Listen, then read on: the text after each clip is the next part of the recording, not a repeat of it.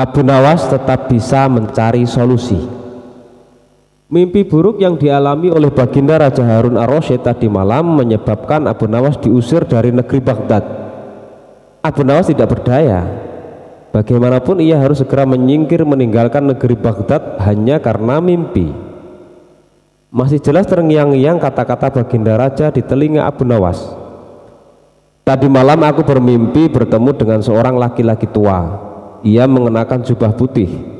Ia berkata bahwa negerinya akan ditimpa bencana bila orang yang bernama Abu Nawas masih tetap tinggal di negeri ini. Dia harus diusir dari negeri ini sebab orang itu membawa kesialan.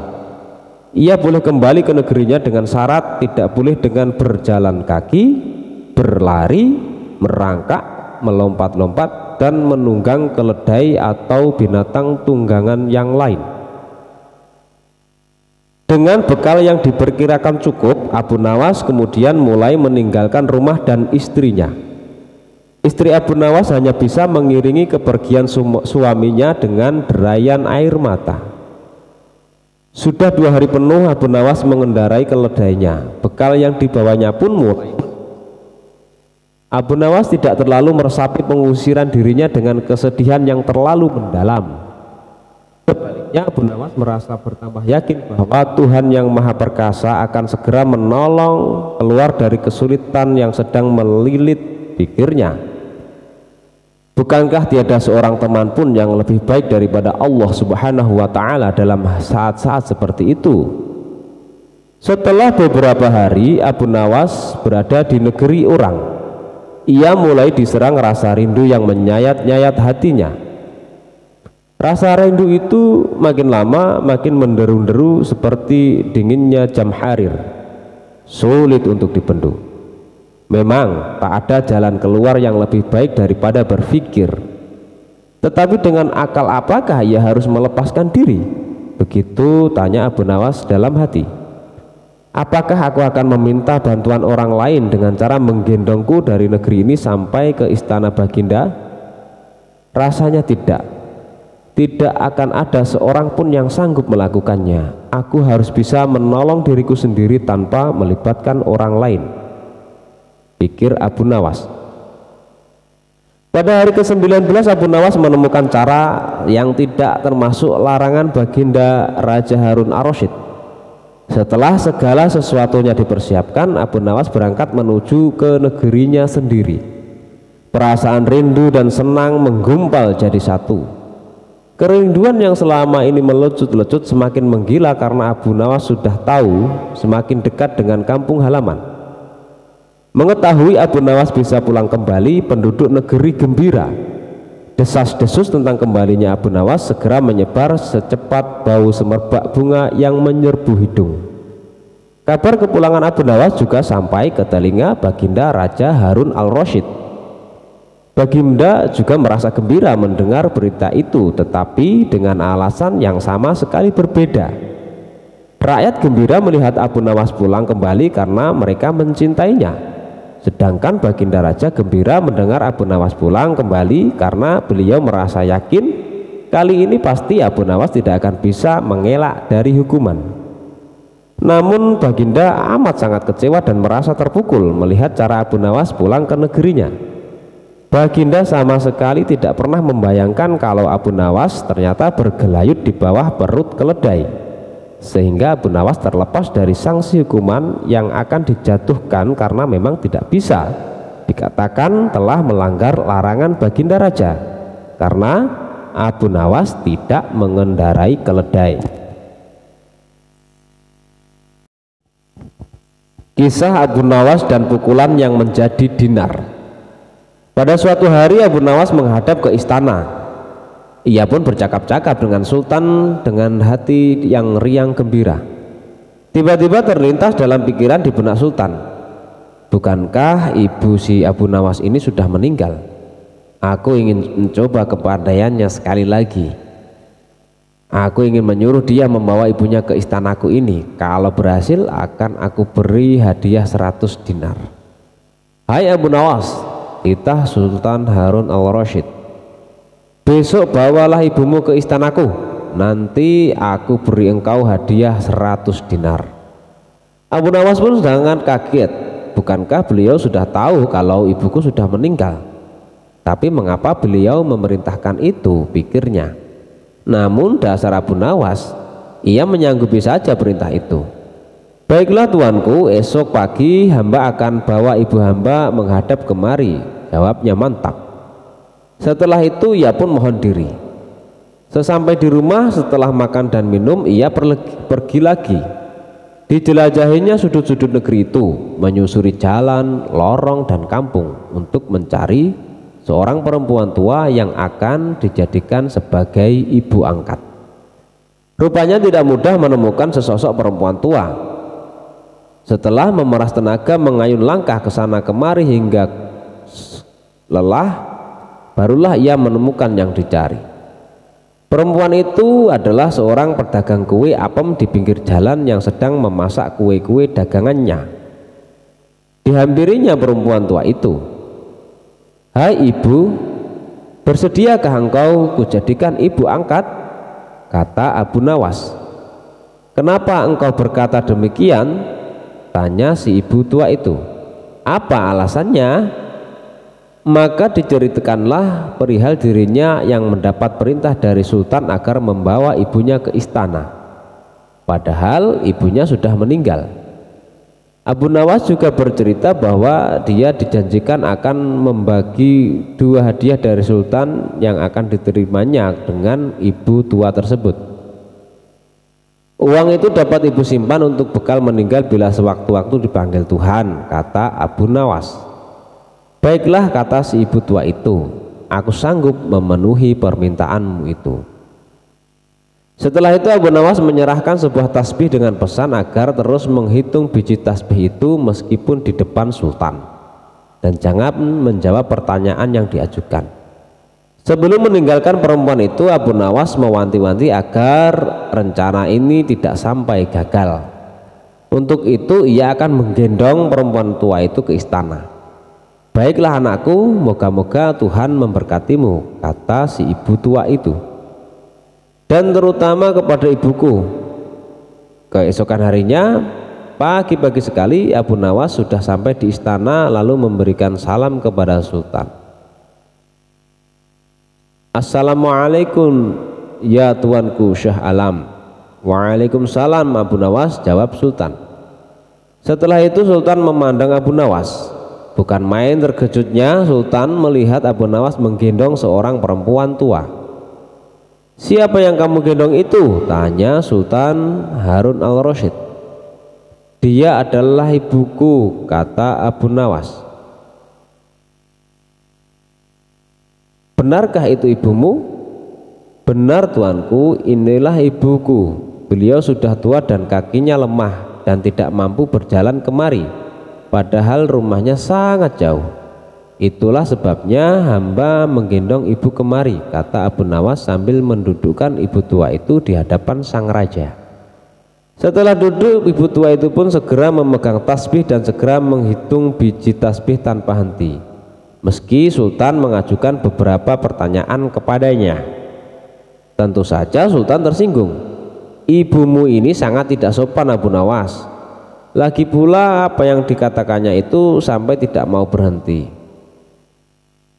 "Sembah Abu Nawas ya tuanku Syah Alam, suami ibu hamba ini 99 banyaknya.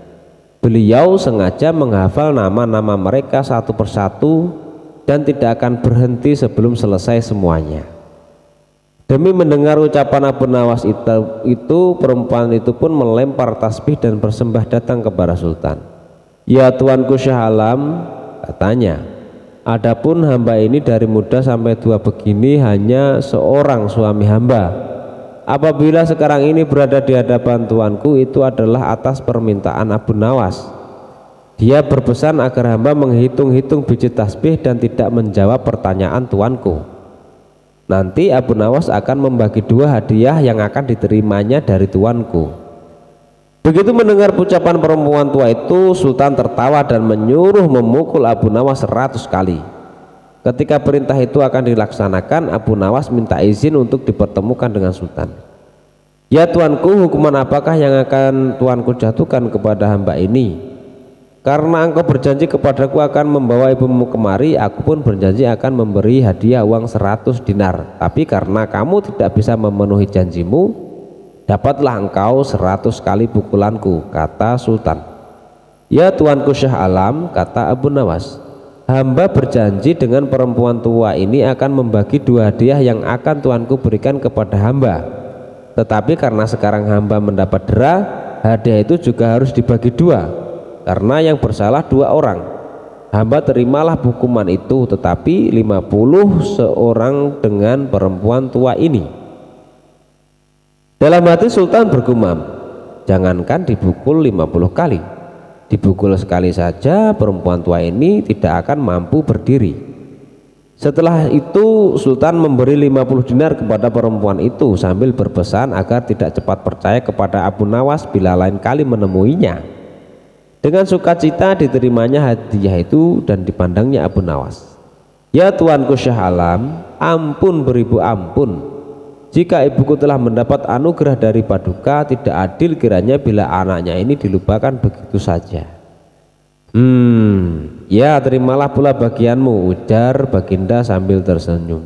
Ini semua orang tertawa dalam hati setelah Abu Nawas bermohon diri pulang ke rumah. Demikianlah pula perempuan itu dan semua yang hadir di balairu istana dengan perasaan masing-masing.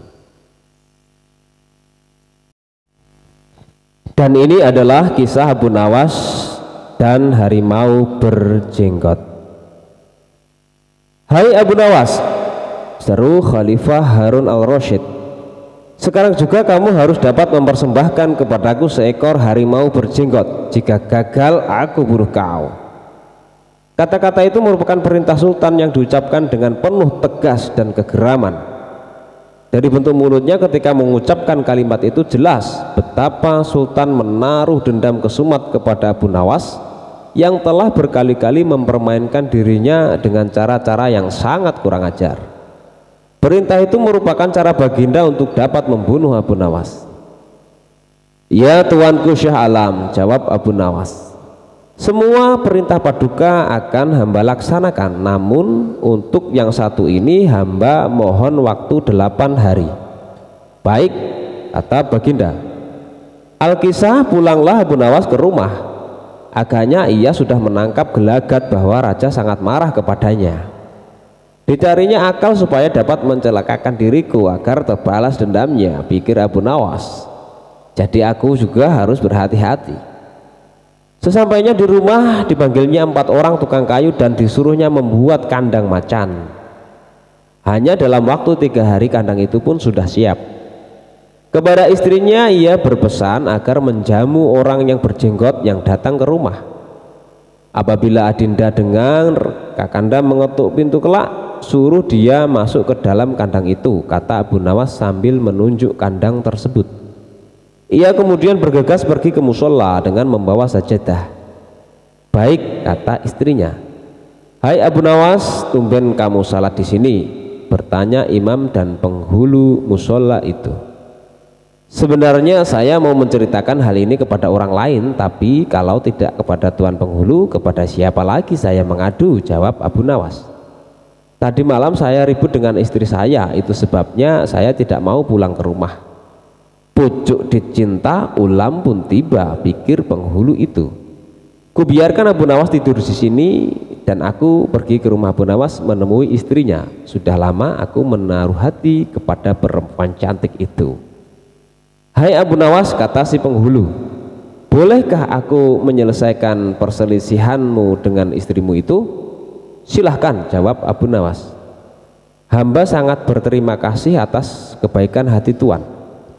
Maka pergilah penghulu ke rumah Abu Nawas dengan hati bunga-bunga dan dengan wajah berseri-seri.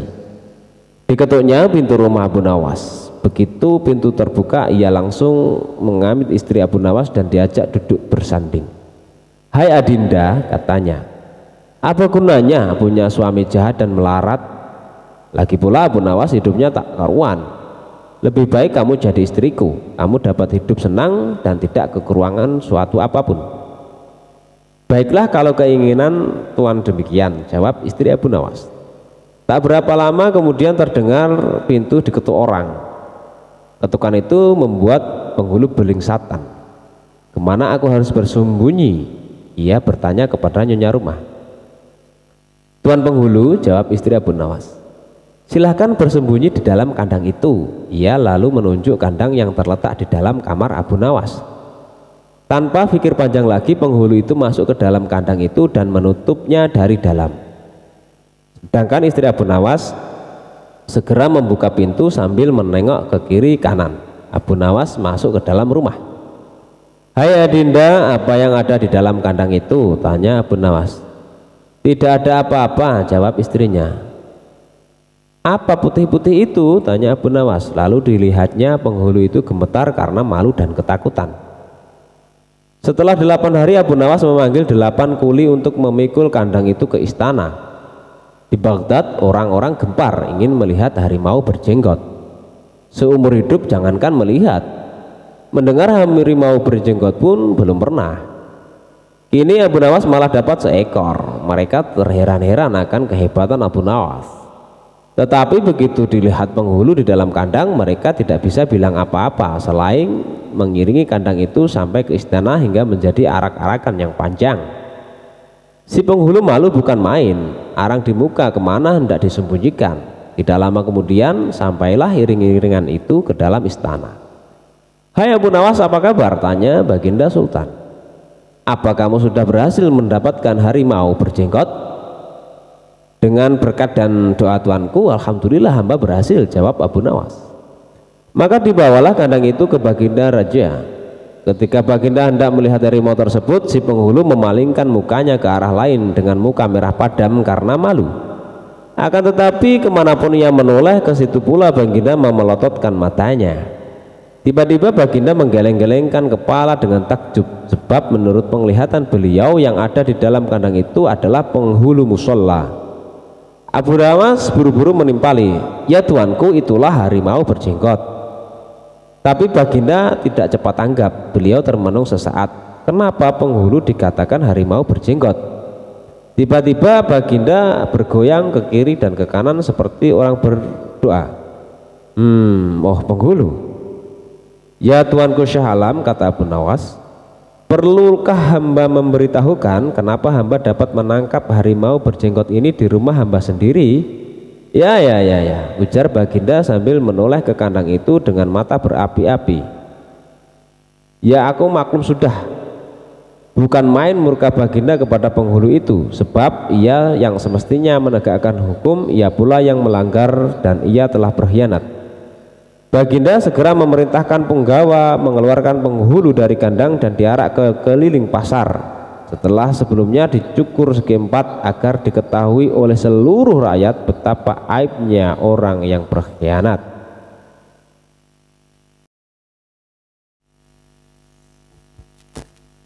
Kisah Abu Nawas hukum berdasarkan mimpi. Bukanlah Abu Nawas namanya kalau kehabisan akal pada saat terdesak dan juga pada saat terjepit. Meskipun dikelilingi pembesar-pembesar kerajaan, tapi tetap saja akalnya main demi menunjukkan kebenaran ke semua orang. Salah satu kisahnya adalah ketika Abu Nawas harus menghentikan sepak terjang sang hakim yang tidak adil sama sekali, yaitu hukum berdasarkan mimpi. Pada suatu sore, Abu Nawas tampak sedang mengajar murid-muridnya, dan datanglah 2 orang tamu yang datang ke rumahnya.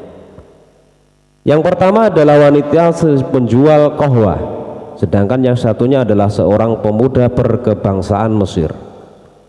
Wanita tua itu berkata hanya beberapa kata saja, kemudian diteruskan oleh pemuda Mesir. Setelah mendengar pengaduan mereka, Abu Nawas menyuruh murid-muridnya untuk menutup kitab mereka. Sekarang pulanglah kalian dan ajaklah teman-teman kalian datang kepadaku pada malam hari ini sambil membawa cangkul, penggali, kapak, dan martil serta batu, ujar Abu Nawas. Meskipun para murid merasa heran dengan perintah gurunya, namun mereka tetap patuh dengan perintah sang guru. Pada malam harinya mereka datang ke rumah Abu Nawas dengan membawa peralatan yang diminta oleh sang guru. Pada malam tiba, lalu Abu Nawas memerintahkan mereka untuk merusak rumah Tuan Qadi yang baru saja terpilih. Abu Nawas juga menegaskan bahwa mereka harus merobohkan rumah tersebut, bahkan kalau ada yang menghalangi haruslah mereka lawan. Setelah mendapatkan arahan dari Abu Nawas, para muridnya langsung menuju rumah Tuan Qadi. Mereka menghancurkan rumah Tuan Qadi dengan kalap. Masyarakat sekitar yang melihat ulah mereka merasa heran, dan mereka tidak berani mencegah sama sekali. Melihat rumahnya dirusak, Tuan Qadi marah besar namun tak berdaya. "Siapa yang menyuruh kalian merusak rumahku?" "Guru kamu, Tuan Abu Nawas." "Apakah betul?" "Iya," jawab murid-murid Abu Nawas.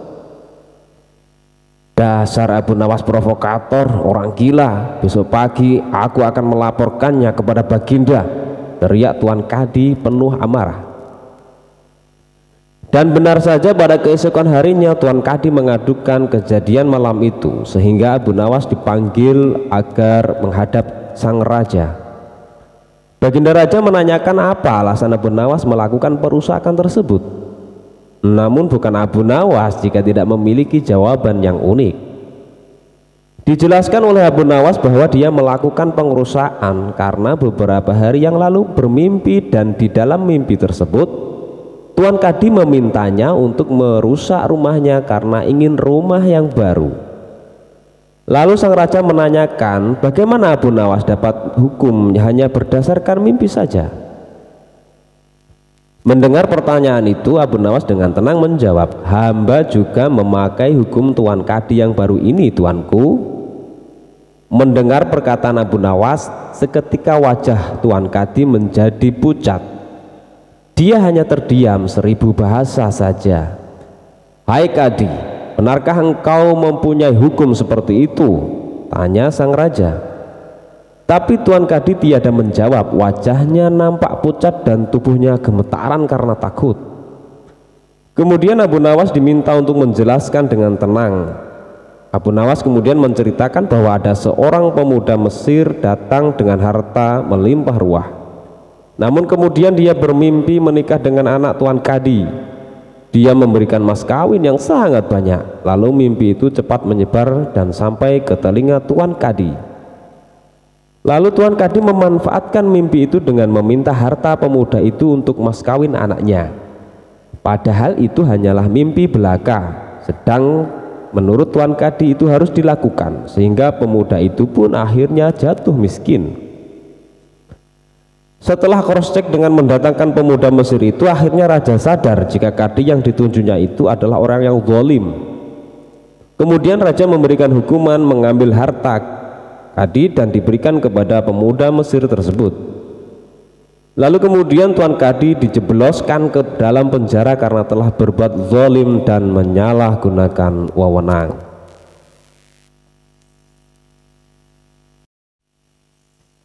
Cara berkebun Abu Nawas.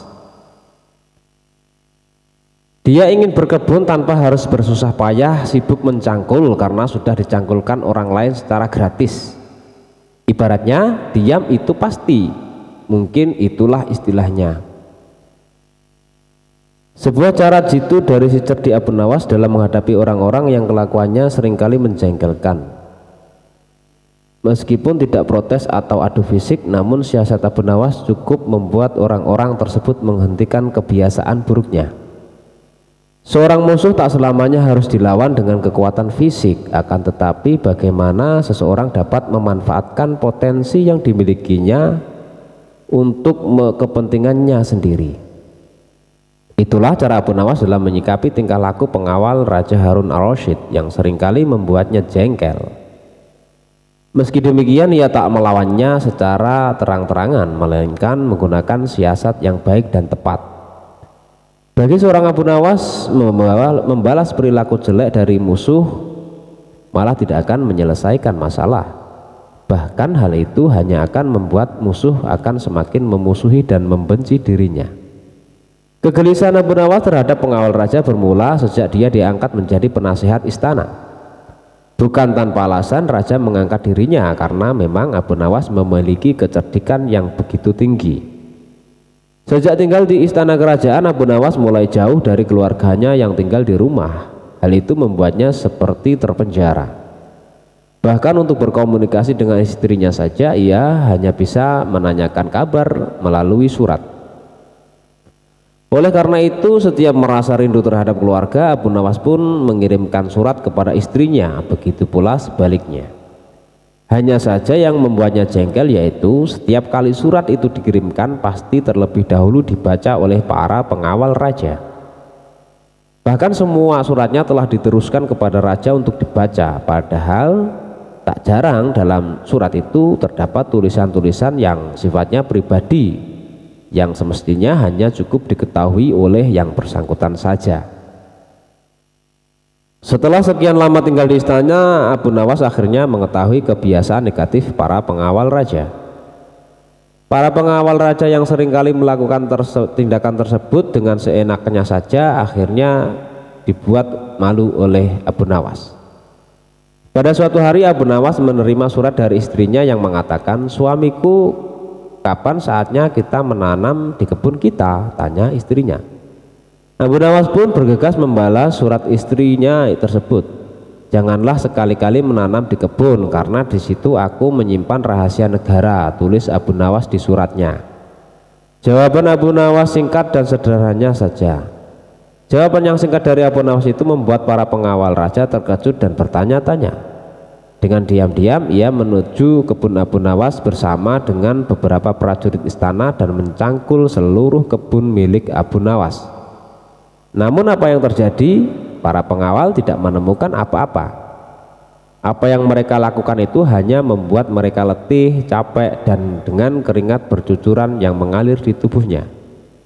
Pada keesokan harinya istri Abu Nawas mengabarkan kejadian di kebun mereka melalui surat sebagaimana biasanya, tetap disensor oleh para pengawal raja tadi. Begini isi suratnya: "Suamiku, kemarin beberapa prajurit dan pengawal raja datang ke rumah serta menggali setiap sudut di kebun kita," terang istri Abu Nawas. Surat balasan pun dilayangkan. "Nah, sekarang kebun kita sudah dicangkuli dan kita siap menanaminya," jawab Abu Nawas dalam suratnya. Istri Abu Nawas kini dapat memulai menanam di kebun tanpa harus bersusah payah mencangkul. Sementara itu, surat balasan itu sempat dibaca oleh pengawal raja dan raja sendiri. Raja merasa kecewa atas apa yang telah dilakukan oleh pengawalnya.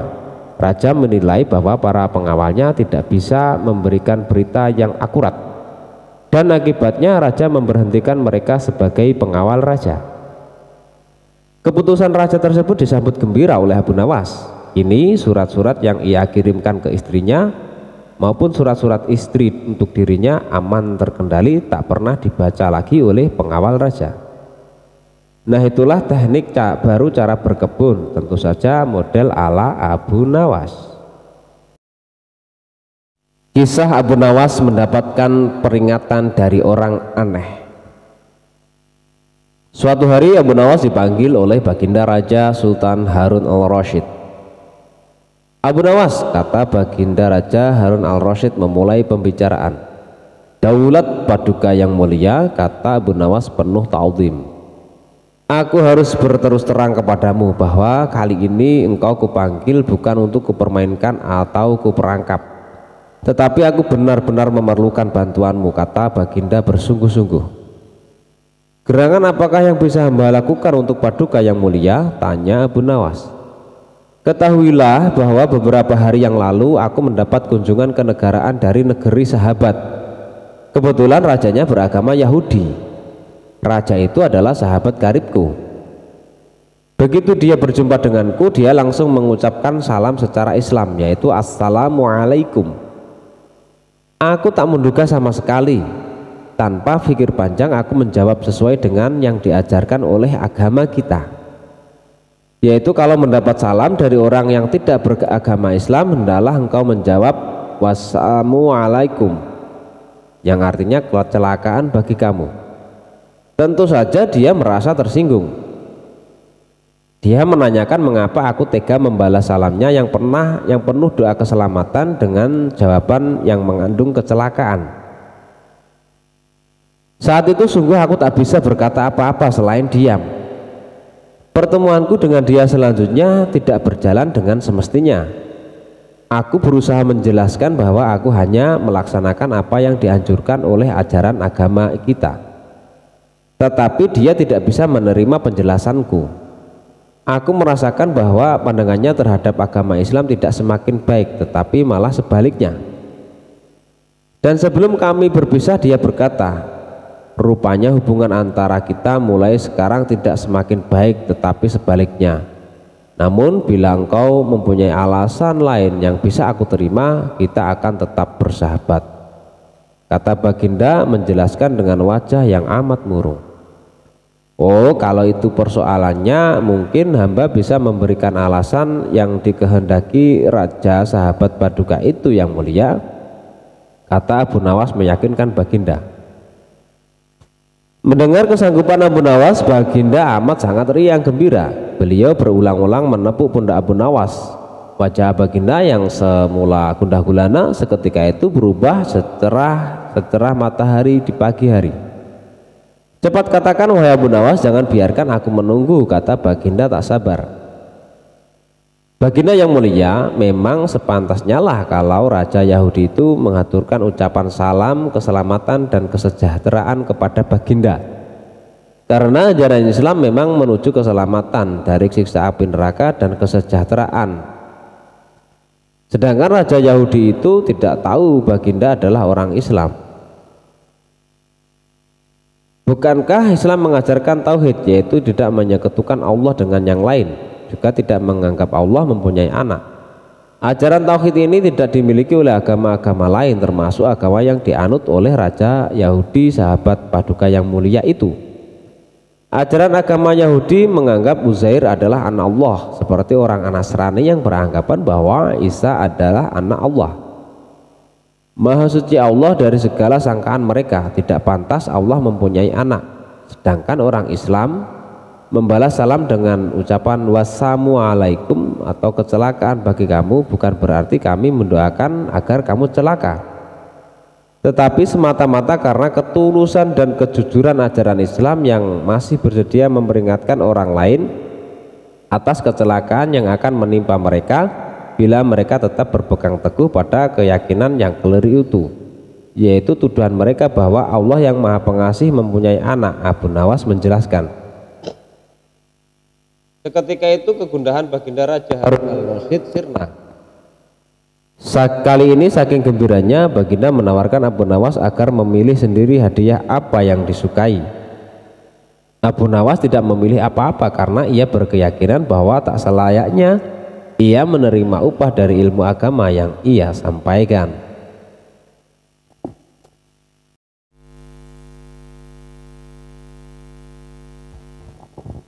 Sayembara menaklukkan gajah. Abu Nawas ini memang tak pernah kehabisan akal, sekalipun dengan mengikuti sayembara-sayembara. Seperti sayembara menaklukkan gajah hanya dengan tangan kosong. Atas upayanya tersebut, Abu Nawas mendapatkan hadiah berupa uang yang berlimpah. Bagaimana kisahnya? Begini kisahnya. Pada suatu hari Abu Nawas sedang berjalan-jalan bersantai menikmati keindahan alam. Di tengah perjalanan ia kaget karena melihat banyak orang bergerombol. Ia pun menghampiri kerumunan orang itu dan bertanya kepada salah seorang warga. Rasa penasaran ada apa gerangan kiranya dengan kerumunan itu. Ada kerumunan apa di sana itu? Tanya Abu Nawas kepada salah seorang warga. Ada pertunjukan keliling yang melibatkan seekor gajah yang ajaib, jawab orang itu. Apa maksudmu dengan gajah ajaib itu? Tanya Abu Nawas penasaran. Gajah itu hanya mau tunduk kepada tuannya saja. Dan yang lebih menakjubkan lagi, gajah itu mengerti bahasa manusia, jelas orang itu. Penjelasan itu telah membuat Abu Nawas semakin tertarik dan penasaran. Dia pun tak tahan untuk menyaksikan keajaiban hewan raksasa itu. Selang beberapa menit Abu Nawas sudah berada di tengah kerumunan warga. Para penonton antusias sekali sehingga membuat sang pemilik gajah dengan rasa bangga menawarkan hadiah yang cukup besar bagi siapa saja yang mampu membuat gajahnya mengangguk-angguk. Para penonton yang kepingin ikut pun maju satu persatu untuk mencoba peruntungannya. Mereka berusaha dengan berbagai cara untuk membuat gajah itu mengangguk-angguk, namun belum ada seorang pun yang menang. Melihat kegigihan gajah itu, Abu Nawas semakin penasaran. Dia pun akhirnya mendaftar untuk mengikuti sayembara tersebut. Kini giliran Abu Nawas yang maju menghadapi gajah ajaib itu. Tepat di depan gajah itu, Abu Nawas bertanya, "Tahukah kamu siapakah aku ini?" Si gajah itu langsung menggeleng-gelengkan kepalanya. "Apakah kamu tidak takut kepadaku?" tanya Abu Nawas lagi. Namun gajah itu tetap menggeleng-gelengkan kepalanya. "Apakah kamu takut kepada tuanmu?" tanya Abu Nawas lagi memancing. Gajah itu mulai ragu, dia hanya diam saja. "Bila kamu tetap diam saja, baik, aku akan melaporkan kamu kepada tuanmu," ancam Abu Nawas. Gajah tetap menggeleng-gelengkan kepalanya. "Oke, aku beri pertanyaannya sekali lagi. Apakah kamu takut kepada tuanmu?" tanya Abu Nawas sekali lagi. Akhirnya gajah ajaib itu mengangguk-anggukkan kepalanya berulang kali. Tak pelak seluruh penonton bersorak-sorai melihat kejadian ini. Atas keberhasilan Abu Nawas yang membuat gajah itu mengangguk-angguk, maka dia mendapatkan hadiah berupa uang yang segebok. Tapi karena melihat si pemilik gajah muram dan marah, Abu Nawas hanya minta sebagian dari hadiah yang ia terima, sedangkan yang sebagian lagi dikembalikan kepada sang tuan gajah. Setelah itu bubarlah pertunjukan sayembara itu yang dimenangkan oleh Abu Nawas. Abu Nawas pun pulang ke rumahnya, dan dalam perjalanan dia berpikir untuk apa uang yang telah dihasilkan tersebut. "Enaknya untuk apa ya uang sebanyak ini?" gumam Abu Nawas dalam hati.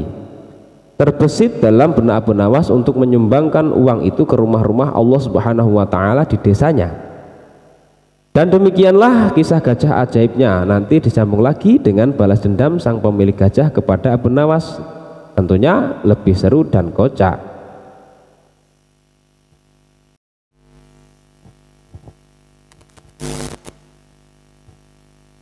Kisah Abu Nawas dan pintu akhirat. Tidak seperti biasa, hari itu Baginda tiba-tiba ingin menyamar menjadi rakyat biasa. Beliau ingin menyaksikan kehidupan di luar istana tanpa sepengetahuan siapapun agar lebih leluasa bergerak. Baginda mulai keluar istana dengan pakaian yang amat sangat sederhana, layaknya seperti rakyat jelata. Di sebuah perkampungan beliau melihat beberapa orang berkumpul. Setelah Baginda mendekat, ternyata ada seorang ulama sedang menyampaikan kuliah tentang alam barzah. Tiba-tiba ada seorang yang datang dan bergabung di situ. Ia bertanya kepada ulama itu, "Kami menyaksikan orang kafir pada suatu waktu dan mengintip kuburnya, tetapi kami tiada mendengar mereka berteriak dan tidak pula melihat penyiksaan-penyiksaan yang katanya sedang dialaminya. Maka bagaimana cara membenarkan sesuatu yang tidak sesuai dengan yang dilihat mata?" Ulama itu kemudian berpikir sejenak, dan kemudian ulama itu berkata, "Untuk mengetahui yang sedemikian itu harus dengan panca indera yang lain. Ingatkah kamu dengan orang yang sedang tidur? Dia kadangkala bermimpi dalam tidurnya digigit ular, diganggu dan sebagainya. Ia juga merasa sakit dan takut ketika itu, bahkan memekik dan keringat bercucuran pada keningnya. Ia merasakan hal semacam itu seperti ketika tidak tidur, sedangkan engkau yang duduk di dekatnya menyaksikan keadaan seolah-olah tidak terjadi apa-apa. Padahal apa yang dilihat serta dialaminya adalah dikelilingi ular. Maka jika masalah mimpi yang remeh saja sudah tidak mampu mata lahir melihatnya, mungkinkah engkau bisa melihat apa yang terjadi di alam barzah?" Baginda Raja terkesan dengan penjelasan ulama itu. Baginda masih ikut mendengarkan kuliah itu. Kini ulama itu melanjutkan kuliahnya tentang alam akhirat. Dikatakan bahwa di surga tersedia hal-hal yang amat disukai nafsu, termasuk benda-benda. Salah satu benda-benda itu adalah mahkota yang amat luar biasa indahnya. Tak ada yang lebih indah dari barang-barang di surga karena barang-barang itu tercipta dari cahaya. Saking indahnya maka satu mahkota jauh lebih bagus dari dunia dan isinya. Baginda makin terkesan. Beliau kemudian pulang ke istana. Baginda sudah tidak sabar ingin menguji kemampuan Abu Nawas. Lalu kemudian Abu Nawas dipanggil. Setelah menghadap Baginda Raja, kemudian Baginda mengatakan sesuatu kepada Abu Nawas. Aku menginginkan engkau sekarang juga berangkat ke surga, kemudian bawakan aku sebuah mahkota surga yang katanya tercipta dari cahaya itu. Apakah engkau sanggup wahai Abu Nawas? Sanggup Paduka yang mulia, kata Abu Nawas langsung menyanggupi tugas yang mustahil dilaksanakan itu. Tetapi Baginda harus menyanggupi pula satu syarat yang akan hamba ajukan. Sebutkan syarat itu, kata Baginda Raja. Hamba mohon Baginda menyediakan pintunya agar hamba bisa memasukinya. Pintu apa? Tanya Baginda belum mengerti. Pintu alam akhirat, jawab Abu Nawas. Apa itu? Tanya Baginda ingin tahu. Kiamat wahai Paduka yang mulia, masing-masing alam mempunyai pintu. Pintu alam dunia adalah liang peranakan ibu, pintu alam barzah adalah kematian, dan pintu alam akhirat adalah kiamat. Surga berada di alam akhirat. Bila Baginda masih tetap menghendaki hamba mengambilkan sebuah mahkota di surga, maka dunia harus kiamat terlebih dahulu. Mendengar penjelasan Abu Nawas, Baginda Raja terdiam. Di sela-sela kebingungan Baginda Raja Harun al-Rasyid, Abu Nawas bertanya lagi, masihkah Baginda menginginkan mahkota dari surga? Baginda Raja tidak menjawab. Beliau diam 1000 bahasa. Sejenak kemudian Abu Nawas mohon diri karena Abu Nawas sudah tahu jawabannya. Asmara memang aneh. Secara tak terduga pangeran yang menjadi putra mahkota jatuh sakit. Sudah banyak tabib yang didatangkan untuk memeriksa dan mengobati, tetapi tak seorang pun mampu menyembuhkannya. Akhirnya Raja mengadakan sayembara. Sayembara boleh diikuti oleh rakyat dari semua lapisan, tidak terkecuali oleh para penduduk negeri tetangga. Sayembara yang menyediakan hadiah menggiurkan itu dalam waktu beberapa hari berhasil menyerap ratusan peserta. Namun tak satu pun dari mereka berhasil mengobati penyakit sang pangeran. Akhirnya sebagai sahabat dekat Abu Nawas menawarkan jasa baik untuk menolong putra mahkota. Baginda Harun al-Rasyid menerima usul itu dengan penuh harap. Abu Nawas sadar bahwa dirinya bukanlah tabib. Dari itu ia tidak membawa peralatan apa-apa. Para tabib yang ada di istana tercengang melihat Abu Nawas yang datang tanpa peralatan yang mungkin diperlukan. Mereka berpikir, mungkinkah orang macam Abu Nawas ini bisa mengobati penyakit sang pangeran, sedangkan para tabib terkenal dengan peralatan yang lengkap saja tidak sanggup. Bahkan penyakitnya saja tidak terlacak. Abu Nawas merasa bahwa seluruh perhatian tertuju padanya, namun Abu Nawas tidak begitu memperdulikannya. Abu Nawas dipersilahkan memasuki kamar pangeran yang sudah terbaring. Ia menghampiri sang pangeran dan duduk di sisinya. Setelah Abu Nawas dan sang pangeran saling pandang beberapa saat, Abu Nawas kemudian berkata, saya membutuhkan seorang tua yang di masa mudanya sering mengembara ke pelosok negeri. Orang tua yang diinginkan Abu Nawas didatangkan. Lalu Abu Nawas bertanya, sebutkan satu persatu nama-nama desa di daerah selatan. Ketika orang tua itu menyebutkan nama-nama desa di bagian selatan, Abu Nawas menempelkan telinganya ke dada sang pangeran. Kemudian Abu Nawas memerintahkan agar menyebutkan bagian utara, barat, dan timur.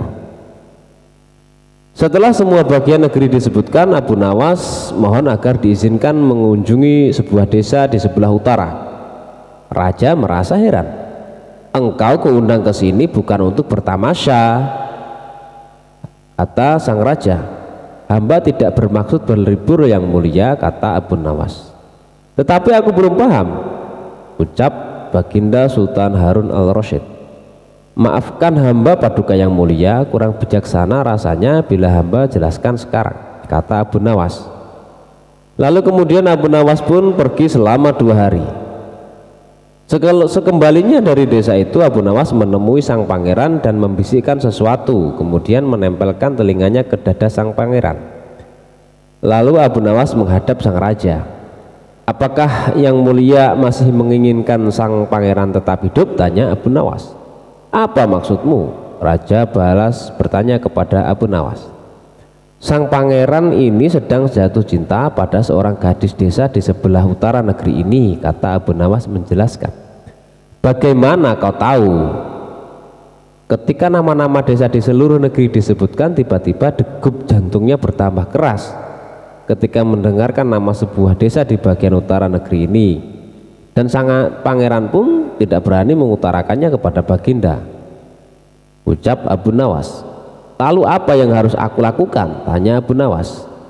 Mengawinkan pangeran dengan gadis desa itu, jawab Abu Nawas. Kalau tidak, tawar raja ragu-ragu. Cinta itu buta. Bila kita tidak berusaha mengobati kebutaannya, maka ia akan mati.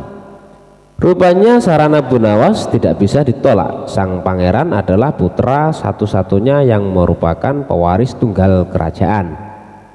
Abu Nawas benar. Begitu mendengar persetujuan sang raja, sang pangeran pun berangsur-angsur pulih. Sebagai tanda terima kasih, kemudian raja memberi Abu Nawas sebuah cincin permata yang sangat amat indah. Dan ini adalah kisah Abu Nawas dan ibu sejati. Kisah ini mirip dengan kejadian pada masa Nabi Sulaiman alaihissalam ketika masih muda. Entah sudah berapa hari kasus seorang bayi yang diakui oleh dua orang ibu yang sama-sama ingin memiliki anak. Hakim rupanya mengalami kesulitan memutuskan dan menentukan perempuan yang mana sebenarnya yang menjadi ibu dari bayi itu. Karena kasus berlarut-larut, maka terpaksa hakim menghadap Baginda Raja Harun al-Rasyid untuk meminta bantuan. Baginda pun turun tangan. Baginda memakai taktik rayuan. Baginda berpendapat mungkin dengan cara-cara yang amat halus salah satu wanita itu ada yang mau mengalah.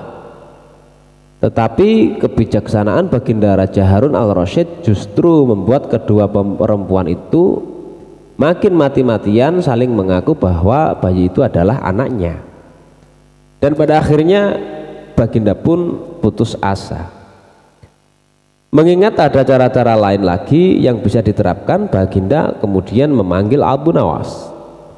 Abu Nawas hadir menggantikan hakim. Abu Nawas tidak mau menjatuhkan putusan pada hari itu, melainkan menunda sampai hari berikutnya. Semua yang hadir yakin Abu Nawas pasti sedang mencari akal seperti yang biasa dia lakukan. Padahal penundaan itu hanya disebabkan Al-Guju tidak ada di tempat. Keesokan harinya sidang pengadilan diteruskan kembali. Abu Nawas memanggil Al-Guju dengan pedang di tangan. Abu Nawas memerintahkan agar bayi itu diletakkan di atas meja. Apa yang akan kau perbuat terhadap bayi itu? Kata kedua perempuan itu saling memandang. Kemudian Abu Nawas melanjutkan dialog. Sebelum saya mengambil tindakan, apakah salah satu dari kalian bersedia mengalah dan menyerahkan bayi itu kepada yang memang berhak memilikinya? Tidak, bayi itu adalah anakku, kata kedua perempuan itu serentak. Baiklah, kalau kalian memang sungguh-sungguh sama menginginkan bayi itu dan tidak ada yang mau mengalah, maka saya terpaksa membelah bayi itu menjadi dua sama rata, kata Abu Nawas mengancam. Perempuan pertama girang bukan kepalang, sedangkan perempuan kedua menjerit-jerit histeris. Jangan, tolong jangan dibelah bayi itu, biarlah aku rela bayi itu seutuhnya diserahkan kepada perempuan itu, kata perempuan kedua. Abu Nawas tersenyum lega, sekarang topeng mereka sudah terbuka. Abu Nawas segera mengambil bayi itu dan langsung menyerahkan kepada perempuan kedua. Abu Nawas kemudian meminta agar perempuan pertama dihukum sesuai dengan perbuatannya, karena tidak akan ada ibu yang tega menyaksikan anaknya disembelih, apalagi di depan mata. Baginda Raja merasa puas terhadap keputusan Abu Nawas itu, dan sebagai rasa terima kasih, Baginda menawari Abu Nawas menjadi penasihat hakim kerajaan. Tetapi Abu Nawas menolak, dia lebih senang menjadi rakyat biasa. Kisah Raja dan Jin Ifrit. Dengarlah wahai Ifrit, dahulu kala di sebuah negeri bernama Souman di daratan Persia ada seorang raja bernama Raja Yunani. Beliau sangat kaya raya dan terkenal dengan keberaniannya. Sayang dia menderita penyakit kusta yang tidak kunjung sembuh. Puluhan tabib telah dipanggilnya, namun tidak ada satu obat pun yang bisa menghilangkan kusta dari tubuhnya. Suatu hari datanglah di negeri itu seorang tabib bernama Duban. Dia sudah mendalami berbagai ilmu dari Yunani kuno sampai Yunani modern, dari Persia hingga Syria. Dia ahli dalam pengobatan maupun astrologi. Keahliannya membuat kagum tabib-tabib lainnya dan juga para ilmuwan. Ketika tabib Duban mendengar tentang penyakit yang diderita Raja Yunani, dia bermaksud untuk mencoba mengobatinya. Maka dipelajarilah kembali berbagai buku untuk mencari obat yang paling manjur. Esoknya dia menghadap Raja Yunani. Setelah memberikan penghormatan, disampaikanlah maksud kedatangannya, yaitu untuk mengobati penyakit kusta raja. Tuanku, saya dengar bahwa belum ada satu tabib pun yang bisa menyembuhkan penyakit Paduka. Jika Paduka mengizinkan, insya Allah saya bisa menyembuhkannya tanpa obat ataupun salep. Katanya, bagaimana caranya? Demi Allah, jika kamu bisa menyembuhkanku, aku akan memberikan apapun yang kau mau, harta yang banyak untukmu dan anak cucumu. Dan kamu akan kujadikan penasihat dan sahabat terbaikku, kata Raja. Insya Allah saya bisa menyembuhkan Paduka. Besok saya akan mulai pengobatannya, kata tabib Duban. Kemudian ia memohon diri untuk mempersiapkan segala sesuatunya. Tabib Duban kemudian membuat sebuah stik golf yang diberi lubang di pegangannya. Di lubang itulah tabib Duban memasukkan obat racikannya. Kemudian ia juga membuat sebuah bola sebagai pelengkapnya. Keesokan harinya, tabib Duban kembali menghadap raja. Dia mengajak raja ke lapangan istana, kemudian memberi raja stik golf buatannya dan sebuah bola. Dimintanya raja untuk memukul bola tersebut sambil menunggang kuda. Pukullah bolanya dengan sekuat tenaga. Saat badan Paduka berkeringat, maka panas tubuh Baginda akan membuat obat yang ada di dalam stik golf ini ke seluruh tubuh Paduka. Setelah itu, Paduka boleh kembali ke istana untuk mandi air hangat. Pastikan untuk menggosok tubuh Paduka hingga bersih. Lalu istirahatlah. Insya Allah besok penyakit Baginda akan sembuh, katanya. Raja Yunani lalu melakukan semua saran tabib Duban. Ketika raja terbangun keesokan paginya, dia melihat bahwa kulitnya telah halus. Tidak ada tanda-tanda bahwa dia pernah menderita kusta. Kulitnya putih bersih tanpa noda. Raja sangat bersukacita. Dia segera memerintahkan utusan untuk menjemput tabib Duban ke istana. Sambil berkali-kali mengucapkan rasa terima kasihnya, raja memberikan berkantung-kantung emas, lusinan pakaian-pakaian mewah, dan hadiah-hadiah lainnya.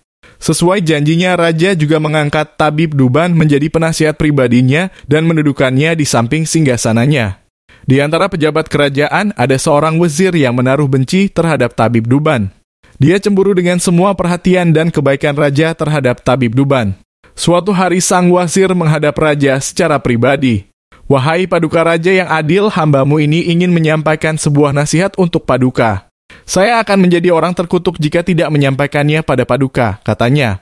Raja terkejut mendengarnya dan bertanya, nasihat apa? Oh, Paduka yang mulia. Para leluhur pernah berkata, barang siapa yang tidak bisa melihat tujuan, keberuntungan tidak akan datang padanya. Dan kini saya melihat Raja sedang membuat kekeliruan. Sejak ia menganugerahi seorang musuh dengan kebaikan. Seorang musuh yang menginginkan kerajaan ini hancur. Dia menganugerahinya kebaikan, kekuasaan, dan menjadikannya penasihatnya, katanya. Siapakah teman yang kau maksud itu? Tanya raja. Paduka, tentu saja yang saya maksud adalah penasihat Paduka, tabib Duban. Kata wazir, dia adalah teman terbaikku, kata raja. Dan dialah yang telah menyembuhkan penyakit yang tidak bisa disembuhkan oleh tabib lain. Karena dialah aku bisa menyingkirkan rasa malu yang dulu menderaku karena penyakitku. Aku tidak akan menemukan orang sehebat dia di seluruh negeri. Tapi kenapa kau menentangnya? Aku telah memerintahkan pegawaiku untuk memberikannya gaji 1000 keping emas setiap bulannya, dan bahkan jika aku memberikan sebagian kerajaanku padanya, masih tidak akan cukup mewakili rasa terima kasihku. Oh tuanku, bagaimana kau yakin bahwa dia tidak menipumu? Sesungguhnya aku mengatakan hal ini karena rasa baktiku padamu, kata wazir. Benarkah tidak ada maksud lain dari perkataanmu ini, wahai wazir? Aku takut kau melakukan ini karena rasa cemburu. Jika aku mengikuti nasihatmu, aku takut aku akan menyesal seperti seorang suami yang membunuh burung kakak tuanya. Aku akan menceritakan kisahnya padamu, kata raja. Maka, oh Ifrit, raja pun memulai ceritanya. Dan ini adalah kisah Abu Nawas dan menteri bertelur. Pada suatu hari Sultan Harun al-Rasyid memanggil 10 orang menterinya. Kalian tahu di depan istana ini ada sebuah kolam. Aku akan memberikan masing-masing sebutir telur kepada kalian. Menyelamlah kalian ke dalam kolam itu dan kemudian serahkanlah telur-telur itu kepadaku. Apabila kamu muncul ke permukaan nanti, aku ingin tahu kepandaian Abu Nawas. Kemudian Sultan menyuruh memanggil Abu Nawas ke istananya. Kepada Abu Nawas dan ke 10 orang menterinya itu Sultan bertitah, kamu sekalian aku perintahkan turun ke kolam itu, menyelam, dan apabila muncul ke permukaan serahkanlah kepadaku sebutir telur ayam. Barang siapa tidak menyerahkan telur, niscaya mendapatkan hukuman dariku. Mencari telur di dalam air, pikir Abu Nawas sambil memandang kepada menteri-menteri itu. Mereka tampak ta'zim dan siap melaksanakan perintah. Adakah ayam betina di dalam kolam itu? Hari malam pun telah tiba. Keesokan harinya pagi, benar-benar menteri-menteri itu menyelam ke dalam kolam. Dan ketika muncul dari kolam, masing-masing membawa sebatar sebutir telur dan menyerahkan kepada Sultan. Abu Nawas tidak kunjung muncul ke permukaan. Ia berenang kesana kesini mencari telur. Dikoreknya dinding kolam, namun tak juga ditemukannya. Setelah capek mengitari dasar kolam, terpikir dalam benaknya bahwa ia dianiaya oleh Sultan. Maka ia pun berdoa kepada Tuhan mohon keselamatan. Keluarlah ia dari kolam dan naik ke daratan. Di depan Sultan ia berkokok-kokok dan berjalan laksana seekor ayam jantan. Hai Abu Nawas, mana janjimu? Kata Sultan. Semua orang ini masing-masing telah menyerahkan sebutir telur kepadaku, hanya kamu yang tidak. Oleh karena itu kamu akan aku beri hukuman. Sembah Abu Nawas, ya Tuanku Syah Alam, yang mempunyai telur adalah ayam betina. Hamba ini adalah ayam jantan. Membawa anak ayam jantan lagi pula berkokok. Telur hanya dapat dihasilkan oleh ayam betina. Jika ayam betina tidak berjantan, bagaimanakah ia dapat bertelur? Demi mendengar alasan Abu Nawas, Sultan pun tidak bisa berkata apa-apa karena memang sangat tepat. Sultan dan semua menterinya hanya bisa garuk-garuk kepala yang tidak gatal itu. Dan ini adalah kisah Abu Nawas dan botol ajaib. Tidak ada henti-hentinya, tidak ada kapok-kapoknya. Baginda selalu memanggil Abu Nawas untuk dijebak dengan berbagai pertanyaan ataupun dengan tugas-tugas yang sangat aneh. Hari ini Abu Nawas juga dipanggil ke istana. Setelah tiba di istana, Baginda Raja menyambut Abu Nawas dengan sebuah senyuman. Akhir-akhir ini aku sering mendapat gangguan perut, kata tabib pribadiku. Aku kena serangan angin, kata Baginda Raja memulai pembicaraan. Ampun tuanku, apa yang bisa hamba lakukan hingga hamba dipanggil? Tanya Abu Nawas. Aku hanya menginginkan engkau menangkap angin dan memenjarakannya, kata Baginda. Abu Nawas hanya diam, tak sepatah kata pun keluar dari mulutnya. Ia tidak memikirkan bagaimana cara menangkap angin nanti, tetapi ia masih bingung bagaimana cara membuktikan bahwa yang ditangkap itu memang benar-benar angin. Karena angin tidak bisa dilihat, tidak ada benda yang lebih aneh dari angin. Tidak seperti halnya air, walaupun tidak berwarna tetapi masih bisa dilihat. Sedangkan angin tidak bisa dilihat. Baginda hanya memberi Abu Nawas waktu tidak lebih dari 3 hari. Abu Nawas kemudian pulang membawa pekerjaan rumah dari Baginda Raja. Namun Abu Nawas tidak begitu sedih karena berpikir sudah merupakan bagian dari hidupnya, bahkan merupakan suatu kebutuhan. Ia yakin bahwa dengan berpikir akan terbentang jalan keluar dari kesulitan yang sedang dihadapi. Dan dengan berpikir pula ia yakin bisa menyumbangkan sesuatu kepada orang lain yang membutuhkan, terutama orang-orang miskin. Karena tidak jarang Abu Nawas menggondol sepundi penuh uang emas hadiah dari Baginda Raja atas kecerdikannya. Tetapi sudah 2 hari ini Abu Nawas belum juga mendapatkan akal untuk menangkap angin, apalagi memenjarakannya. Sedangkan besok adalah hari terakhir yang telah ditetapkan oleh Baginda Raja.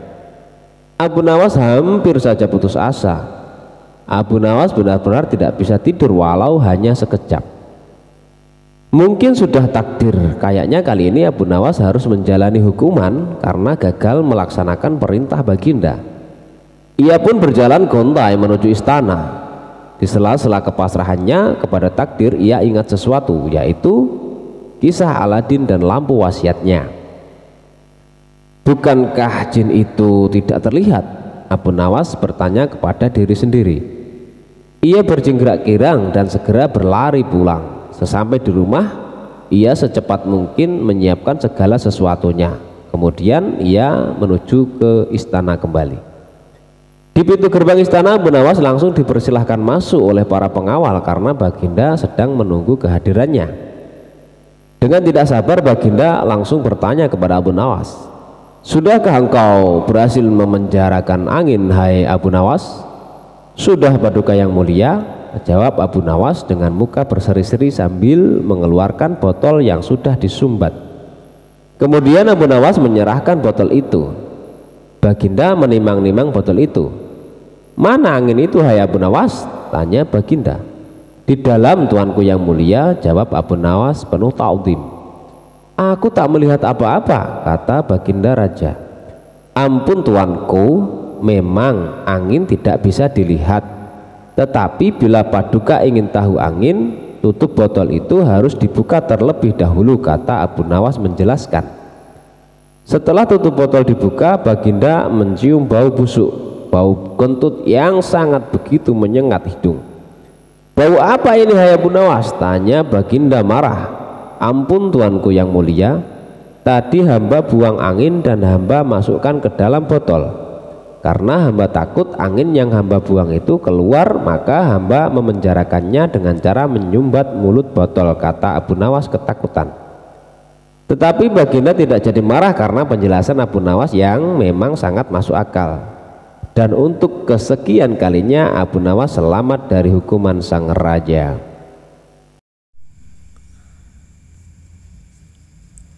Abu Nawas mengemban tugas yang berat dari sang raja. Abu Nawas belum kembali, kata istrinya. Ia bersama seorang pendeta dan seorang ahli yoga sedang melakukan pengembaraan suci. Padahal saat ini baginda amat membutuhkan bantuan Abu Nawas. Beberapa hari terakhir ini baginda merencanakan membangun istana di awang-awang, karena sebagian dari raja-raja negeri sahabat telah membangun bangunan-bangunan yang sangat luar biasa. Baginda tidak ingin menunggu Abu Nawas lebih lama lagi. Beliau mengutus beberapa orang kepercayaannya untuk mencari Abu Nawas. Mereka tidak berhasil menemukan Abu Nawas karena Abu Nawas ternyata sudah berada di rumah ketika mereka baru saja berangkat. Abu Nawas menghadap baginda Raja Harun ar-Rasyid. Baginda amat riang. Saking gembiranya, beliau mengajak Abu Nawas bergurau. Setelah saling tukar-menukar cerita-cerita lucu, lalu baginda mulai mengutarakan rencananya. "Aku sangat ingin membangun istana di awang-awang agar aku lebih terkenal di antara raja-raja yang lain. Adakah kemungkinan keinginanku itu terwujud, wahai Abu Nawas?" "Tidak ada yang tidak mungkin dilakukan di dunia ini, Paduka yang mulia," kata Abu Nawas berusaha mengikuti arah pembicaraan baginda. "Kalau menurut pendapatmu hal itu tidak mustahil diwujudkan, maka aku serahkan sepenuhnya tugas ini kepadamu," kata baginda dan dengan merasa puas. Abu Nawas terperanjat.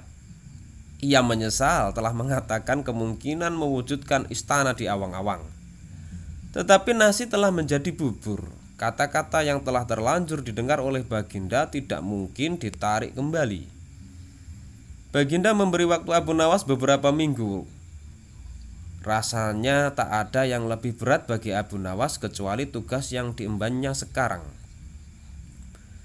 Jangankan membangun istana di langit, membangun sebuah gubuk kecil pun sudah merupakan hal yang mustahil dikerjakan. Hanya Tuhan saja yang mampu melakukannya, begitu gumam Abu Nawas. Hari-hari berlalu seperti biasa. Tak ada yang dikerjakan Abu Nawas kecuali memikirkan bagaimana membuat baginda merasa yakin kalau yang dibangun itu benar-benar istana di langit. Seluruh ingatannya dikerahkan dan dihubung-hubungkan. Abu Nawas bahkan berusaha menjangkau masa kanak-kanaknya, sampai ia ingat bahwa dulu ia pernah bermain layang-layang. Dan inilah yang membuat Abu Nawas girang. Abu Nawas tidak menyia-nyiakan waktu lagi. Ia bersama beberapa kawannya merancang layang-layang raksasa berbentuk persegi 4. Setelah rampung, baru Abu Nawas melukis pintu-pintu serta jendela-jendela dan juga ornamen-ornamen lainnya. Ketika semua selesai, Abu Nawas dan kawan-kawannya menerbangkan layang-layang raksasa itu dari suatu tempat yang dirahasiakan. Begitu layang-layang raksasa berbentuk istana itu mengapung di angkasa, penduduk negeri gempar. Baginda Raja girang bukan kepalang. Benarkah Abu Nawas berhasil membangun istana di langit? Dengan tidak sabar beliau didampingi beberapa orang pengawal bergegas menemui Abu Nawas. Abu Nawas berkata dengan bangga, "Paduka yang mulia, istana pesanan Paduka telah rampung." "Wah, engkau benar-benar hebat, wahai Abu Nawas," kata Baginda memuji Abu Nawas. "Terima kasih, wahai Baginda yang mulia," kata Abu Nawas. "Lalu bagaimana caranya aku ke sana?" tanya Baginda. "Dengan tambang, Paduka yang mulia," kata Abu Nawas. "Kalau begitu siapkan tambang itu sekarang. Aku ingin segera melihat istanaku dari dekat," kata Baginda tidak sabar. "Maafkan hamba, Paduka yang mulia. Hamba kemarin lupa memasang tambang itu, sehingga seorang kawan hamba tertinggal di sana dan tidak bisa turun," kata Abu Nawas. "Bagaimana dengan engkau sendiri, Abu Nawas? Dengan apa engkau turun ke bumi?" tanya Baginda. "Dengan menggunakan sayap, Paduka yang mulia," kata Abu Nawas dengan bangga. "Kalau begitu buatkan aku sayap supaya aku bisa terbang ke sana," kata Baginda. "Paduka yang mulia, sayap itu hanya bisa diciptakan dalam mimpi," kata Abu Nawas menjelaskan. "Engkau berani mengatakan aku gila sepertimu?" tanya Baginda sambil melotot. "Iya Baginda, kurang lebih seperti itu," jawab Abu Nawas tangkas. "Apa maksudmu?" tanya Baginda lagi. Baginda tahu bahwa membangun istana di awang-awang adalah pekerjaan yang mustahil dilaksanakan, tetapi Baginda tetap menyuruh hamba mengerjakannya. Sedangkan hamba juga tahu bahwa pekerjaan itu mustahil dikerjakan, tetapi hamba tetap menyaguhi titah Baginda yang tidak masuk akal itu. Kata Abu Nawas berusaha meyakinkan Baginda. Tanpa menoleh, Baginda Raja kembali ke istana diiringi oleh para pengawalnya. Abu Nawas berdiri sendirian sambil memandang ke atas melihat istana terapung di awang-awang. "Sebenarnya siapa di antara kita yang gila?" tanya Abu Nawas mulai jengkel. "Hamba kira kita berdua sama-sama tidak waras," jawab Raja dengan tegasnya.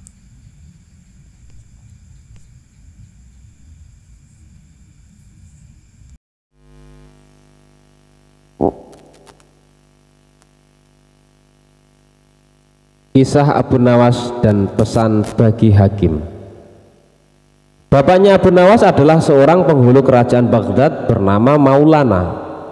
Pada suatu hari bapaknya Abu Nawas yang sudah tua itu sakit parah dan akhirnya meninggal dunia. Abu Nawas dipanggil ke istana. Ia diperintah oleh Sultan untuk mengubur jenazah bapaknya itu sebagaimana adat Syekh Maulana. Apa yang dilakukan Abu Nawas hampir tiada bedanya dengan Kadi Maulana, baik mengenai tata cara memandikan jenazah hingga mengkafani, menyolati dan mendoakannya. Maka Sultan bermaksud mengangkat Abu Nawas menjadi kadi atau penghulu menggantikan kedudukan bapaknya. Namun demi mendengar rencana sang Sultan, tiba-tiba saja Abu Nawas yang cerdas itu nampak berubah menjadi gila. Usai upacara pemakaman bapaknya, Abu Nawas mengambil batang pohon pisang dan diperlakukannya seperti kuda. Ia menunggang kuda dari batang pisang itu sambil berlari-lari dari kuburan bapaknya menuju rumahnya. Orang yang melihat menjadi terheran-heran dibuatnya. Pada hari yang lain ia mengajak anak-anak kecil dalam jumlah yang cukup banyak untuk pergi ke makam bapaknya. Dan di atas makam bapaknya itu ia mengajak anak-anak bermain rebana dan bersuka cita. Kini semua orang semakin heran atas kelakuan Abu Nawas itu. Mereka menganggap bahwa Abu Nawas sudah menjadi gila karena ditinggal mati oleh bapaknya. Pada suatu hari ada beberapa orang utusan dari Sultan Harun al-Rasyid datang menemui Abu Nawas. "Hai Abu Nawas, kau dipanggil Sultan untuk menghadap ke istana," kata wazir utusan Sultan. "Buat apa Sultan memanggilku? Aku tidak ada keperluan dengannya," jawab Abu Nawas dengan entengnya seperti tanpa beban. "Hai Abu Nawas, kau tidak boleh berkata seperti itu kepada rajamu." "Hai wazir, kau jangan banyak cakap. Cepat ambil ini kudaku dan mandikan di sungai supaya bersih dan segar," kata Abu Nawas sambil menyodorkan sebatang pohon pisang yang dijadikan kuda-kudaan. Si wazir hanya menggeleng-gelengkan kepala melihat kelakuan Abu Nawas. "Abu Nawas, kau mau apa tidak menghadap Sultan?" kata wazir. "Katakan kepada rajamu, aku sudah tahu maka aku tidak mau," kata Abu Nawas. "Apa maksudnya Abu Nawas?" tanya wazir dengan rasa penasaran. "Sudah pergi sana, bilang saja begitu kepada rajamu," sergah Abu Nawas sembari menyaruk debu dan dilempar ke arah si wazir dan teman-temannya. Si wazir segera menyingkir dari halaman rumah Abu Nawas. Mereka melaporkan keadaan Abu Nawas yang seperti tak waras itu kepada Sultan Harun al-Rasyid. Dengan geram Sultan berkata, "Kalian bodoh semua, hanya menghadapkan Abu Nawas kemari saja tidak becus. Ayo pergi ke sana, ke rumah Abu Nawas, bawa dia kemari dengan sukarela ataupun dengan terpaksa." Si wazir segera mengajak beberapa prajurit istana dan dengan paksa Abu Nawas dihadirkan di hadapan raja. Namun lagi-lagi di depan raja Abu Nawas berlagak pilon. Bahkan tingkah lakunya ugal-ugalan tak selayaknya berada di hadapan seorang raja. Abu Nawas bersikaplah sopan, tegur Baginda. "Ya Baginda, tahukah Anda?" "Apa Abu Nawas?" "Baginda, terasi itu asalnya dari udang." "Kurang ajar, kau menghinaku Nawas." "Tidak Baginda, siapa bilang udang berasal dari terasi?" Baginda merasa dilecehkan. Ia naik pitam dan segera memberi perintah kepada para pengawalnya. "Hajar dia, pukul dia sebanyak 25 kali. Wah, Abu Nawas yang kurus kering itu akhirnya lemas tak berdaya dipukuli tentara yang bertubuh kekar. Usai dipukuli, Abu Nawas disuruh keluar istana. Ketika sampai di pintu gerbang kota, ia dicegat oleh penjaga. "Hai Abu Nawas, tempo hari ketika engkau hendak masuk ke kota ini, kita telah mengadakan perjanjian bukan? Masa kau lupa pada janjimu itu? Jika engkau diberi hadiah oleh Baginda, maka engkau berkata, 'Aku bagi dua, engkau satu bagian, aku satu bagian.' Nah, sekarang mana bagianku itu? Hai penjaga pintu gerbang, apakah kau benar-benar menginginkan hadiah Baginda yang diberikan kepadaku tadi?" "Iya, tentu itu kan sudah merupakan perjanjian kita." "Baik, aku berikan semuanya, bukan hanya satu bagian." "Wah, ternyata kau baik hati sekali Abu Nawas. Memang harusnya begitu, kau kan sudah sering menerima hadiah dari Baginda." Tanpa banyak cakap lagi, Abu Nawas mengambil sebatang kayu yang agak besar, lalu orang itu dipukulinya sebanyak 25 kali. Tentu saja orang itu menjerit-jerit kesakitan dan menganggap Abu Nawas telah menjadi gila. Setelah penunggu gerbang kota itu kelenger, Abu Nawas meninggalkannya begitu saja. Ia terus melangkah ke rumahnya. Sementara itu si penjaga pintu gerbang mengadukan nasibnya kepada Sultan Harun al-Rasyid. "Ya Tuanku Syah Alam, ampun beribu ampun, hamba datang kemari mengadukan Abu Nawas yang telah memukul hamba sebanyak 25 kali tanpa suatu kesalahan. Hamba mohon keadilan dari Tuanku Baginda." Baginda segera memerintah pengawal untuk memanggil Abu Nawas. Setelah Abu Nawas berada di hadapan Baginda, ia ditanya, "Hai Abu Nawas, benarkah kau telah memukuli penunggu pintu gerbang kota ini sebanyak 25 kali pukulan?" Berkata Abu Nawas, "Ampun tuanku, hamba melakukannya karena sudah sepatutnya dia menerima pukulan itu." "Apa maksudmu? Coba kau jelaskan sebab musababnya kau memukuli orang itu," tanya Baginda. Tuanku, kata Abu Nawas, hamba dan penunggu pintu gerbang ini telah mengadakan perjanjian bahwa jika hamba diberi hadiah oleh baginda, maka hadiah tersebut akan dibagi dua, satu bagian untuknya, satu bagian untuk saya. Nah, pagi tadi hamba menerima hadiah 25 pukulan, maka saya berikan pula hadiah 25 pukulan kepadanya. Hai penunggu pintu gerbang, benarkah kau telah mengadakan perjanjian seperti itu dengan Abu Nawas? Tanya baginda. Benar tuanku, jawab penunggu pintu gerbang. Tapi hamba tiada mengira jika baginda memberikan hadiah pukulan. Dasar tukang peras, sekarang kena batunya kau, sahut baginda. Abu Nawas tiada bersalah, bahkan sekarang aku tahu bahwa penjaga pintu gerbang kota Baghdad adalah orang yang suka narget, suka memeras orang. Kalau kau tidak merubah kelakuan burukmu itu, sungguh aku akan memecat dan menghukum kamu. Ampun tuanku, sahut penjaga pintu gerbang dengan gemetar. Abu Nawas berkata, tuanku, hamba sudah lelah, sudah mau istirahat, tiba-tiba diwajibkan hadir di tempat ini, padahal hamba tiada bersalah. Hamba mohon ganti rugi, sebab jatah waktu istirahat hamba sudah hilang karena panggilan tuanku, padahal besok hamba harus mencari nafkah untuk keluarga hamba. Sejenak baginda melengak, terkejut atas protes Abu Nawas. Namun tiba-tiba ia tertawa terbahak-bahak. Jangan khawatir Abu Nawas. Baginda kemudian memerintahkan bendahara kerajaan memberikan sekantong uang perak kepada Abu Nawas. Abu Nawas pun pulang dengan hati riang gembira. Tetapi sesampai di rumahnya, Abu Nawas masih bersikap aneh dan bahkan semakin nyentrik seperti orang gila sungguhan. Pada suatu hari Raja Harun al-Rasyid mengadakan rapat dengan para menterinya.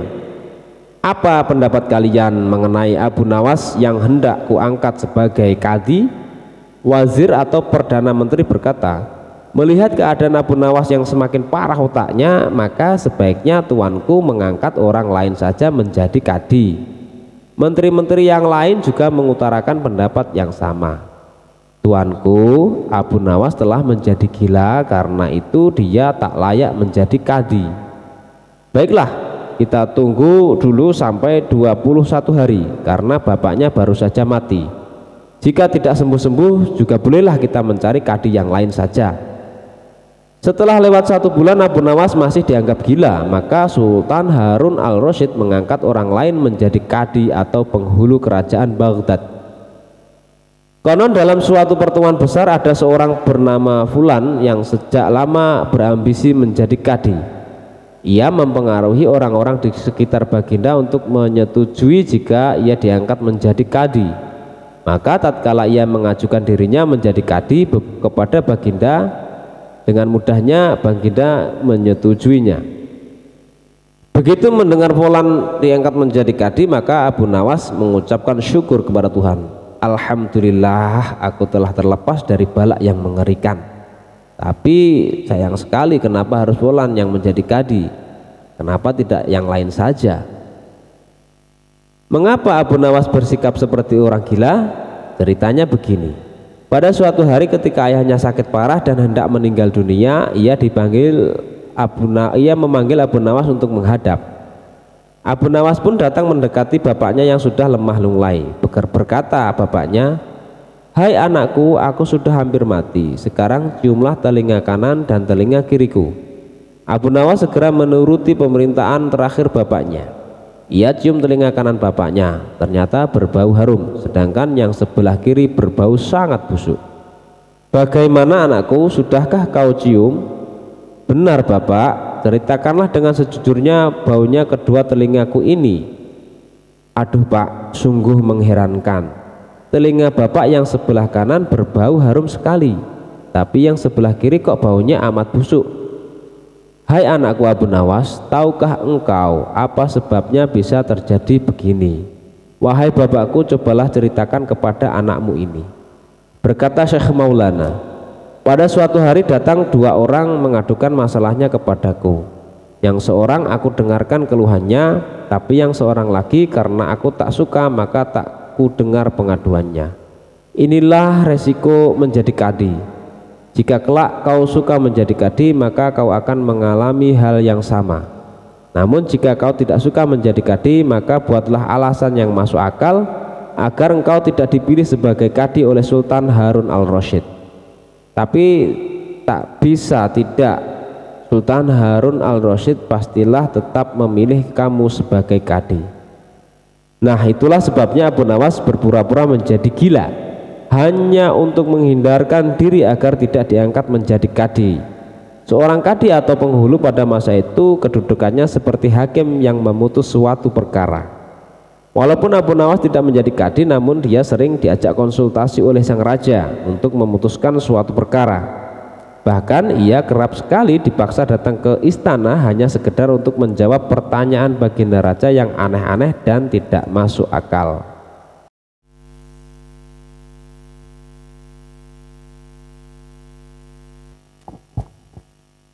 Kisah Abu Nawas tipu menipu.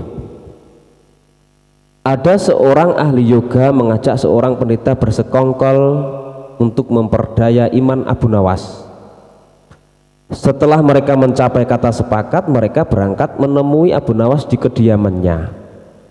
Ketika mereka datang, Abu Nawas sedang melakukan sholat duha. Setelah dipersilahkan masuk oleh istri Abu Nawas, mereka langsung masuk dan menunggu sambil berbincang-bincang santai. Seusai sholat, Abu Nawas menyambut mereka. Abu Nawas dan para tamunya pun bercakap-cakap sejenak. Kami sebenarnya ingin mengajak engkau melakukan pengembaraan suci. Kalau engkau tidak keberatan, bergabunglah bersama kami, kata ahli yoga. Dengan senang hati. Lalu kapan rencananya? Tanya Abu Nawas polos. Besok pagi, kata pendeta. Baiklah, kalau begitu kita bertemu di warung teh besok, kata Abu Nawas menyanggupi. Hari berikutnya mereka berangkat bersama. Abu Nawas mengenakan jubah seorang sufi, ahli yoga, dan pendeta memakai seragam keagamaan mereka masing-masing. Di tengah jalan mereka mulai diserang rasa lapar karena mereka memang sengaja tidak membawa bekal. Hai Abu Nawas, bagaimana kalau engkau saja yang mengumpulkan derma guna membeli makanan untuk kita bertiga? Karena kami akan mengadakan kebaktian, kata pendeta. Tanpa banyak bicara, Abu Nawas berangkat mencari dan mengumpulkan derma dari dusun satu ke dusun yang lain. Setelah derma terkumpul, Abu Nawas membeli makanan yang cukup untuk 3 orang. Abu Nawas kembali ke pendeta dan ahli yoga dengan membawa makanan. Karena sudah tak sanggup menahan rasa lapar, Abu Nawas berkata, mari segera kita bagi makanan ini sekarang juga. Jangan sekarang, kami sedang berpuasa, kata ahli yoga. Tetapi aku hanya menginginkan bagianku saja, sedangkan bagian kalian terserah pada kalian, kata Abu Nawas menawarkan jalan keluar. Aku tidak setuju, kita harus seirama dalam berbuat apapun, kata pendeta. Betul, aku pun tidak setuju karena waktu makanku besok pagi aku baru akan berbuka, kata ahli yoga. Bukankah aku yang engkau jadikan alat pencari derma, dan derma itu sekarang telah kutukar dengan makanan ini. Sekarang kalian tidak mengizinkan aku mengambil bagian sendiri. Itu tidak masuk akal, kata Abu Nawas mulai merasa jengkel. Namun begitu pendeta dan ahli yoga tetap bersikeras tidak mengizinkan Abu Nawas mengambil bagian yang menjadi haknya. Abu Nawas penasaran. Ia mencoba sekali lagi meyakinkan kawan-kawannya agar mengizinkan ia makan bagiannya, tetapi mereka tetap saja menolak. Abu Nawas benar-benar merasa jengkel dan marah. Namun Abu Nawas tidak memperlihatkan sedikit pun kejengkelan dan kemarahannya. Bagaimana kalau kita mengadakan perjanjian, kata pendeta kepada Abu Nawas. Perjanjian apa? Tanya Abu Nawas. Kita adakan lomba. Barang siapa di antara kita bermimpi paling indah, maka ia akan mendapat bagian yang terbanyak. Yang kedua lebih sedikit, dan yang terburuk akan mendapat paling sedikit. Pendeta itu menjelaskan. Abu Nawas setuju dengan tidak memberi komentar apa-apa. Malam semakin larut, embun mulai turun ke bumi. Pendeta dan ahli yoga mengantuk dan tidur. Abu Nawas tidak bisa tidur, ia hanya pura-pura tidur. Setelah merasa yakin kawan-kawannya sudah terlelap, Abu Nawas menghampiri makanan itu. Tanpa berpikir dua kali Abu Nawas memakan habis makanan itu hingga tidak tersisa sedikit pun. Setelah merasa kekenyangan, Abu Nawas baru bisa tidur. Keesokan harinya mereka bangun hampir bersamaan. Ahli yoga dengan wajah berseri-seri bercerita, "Tadi malam aku bermimpi memasuki sebuah taman yang mirip sekali dengan nirwana. Aku merasakan kenikmatan yang belum pernah kurasakan sebelumnya di dalam hidup ini." Pendeta mengatakan bahwa mimpi ahli yoga benar-benar menakjubkan, betul-betul luar biasa. Kemudian giliran pendeta menceritakan mimpinya. "Aku seolah-olah menembus ruang dan waktu, dan ternyata memang benar. Aku secara tidak sengaja berhasil menyusup ke masa silam di mana pendiri agamaku hidup. Aku bertemu dengan beliau dan yang lebih membahagiakan adalah aku diberkatinya." Ahli yoga pun memuji kehebatan mimpi dari pendeta tersebut. Abu Nawas hanya diam, ia bahkan tidak merasa tertarik sedikit pun. Karena Abu Nawas belum juga buka mulut, pendeta dan ahli yoga mulai tidak sabar untuk menanyakan mimpi Abu Nawas. "Kalian tentu tahu Nabi Daud alaihi salam. Beliau adalah seorang nabi yang ahli berpuasa. Tadi malam aku bermimpi berbincang-bincang dengan beliau. Beliau menanyakan apakah aku berpuasa atau tidak. Aku katakan aku berpuasa karena aku memang tidak makan sejak dini hari. Kemudian beliau menyuruhku segera berbuka karena hari sudah malam. Tentu saja aku tidak berani mengabaikan perintah beliau. Aku segera bangun dari tidur dan langsung menghabiskan makanan ini," kata Abu Nawas tanpa perasaan bersalah secuil pun. Sambil menahan rasa lapar yang menyayat-nyayat, pendeta dan ahli yoga saling berpandangan satu sama lain.